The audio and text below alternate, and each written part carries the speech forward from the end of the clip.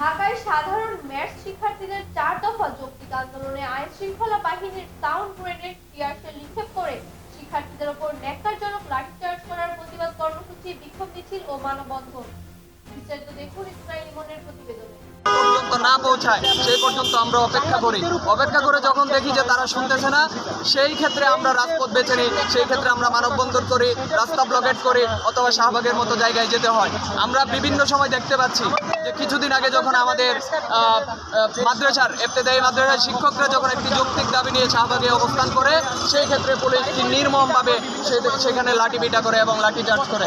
আজকে আমরা দেখতে পাচ্ছি ম্যাথসের যেই ভাইয়েরা রাজপথে আমাদেরকে সর্বোচ্চ ভূমিকা নিয়ে আমাদেরকে সহযোগিতা করেছিল, ট্রিটমেন্ট দিয়েছিল, তাদের উপরেও সেই রেজিমরা, আওয়ামী ফ্যাসিস্টের যে দালাল আছে, আমলাতন্ত্র এবং পুলিশতন্ত্র, তারা হামলা করছে। কিছুদিন আগে আপনারা দেখেছেন বেনজির আহমেদ বলেছে যে পুলিশের মধ্যে 95% হচ্ছে যে পুলিশ আছে আওয়ামী মদতপুষ্ট।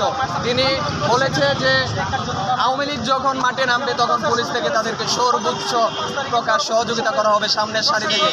আমি মনে করি যে পুলিশের বেনজির আহমেদ, পুলিশের সাবেক আইজিপি, সে যেই কথাটা বলেছে, আমি মনে করি এখানে 95% পুলিশ নয়, 99% পুলিশ হচ্ছে যে আওয়ামী ফ্যাসিস্ট দ্বারা নিয়োগকৃত।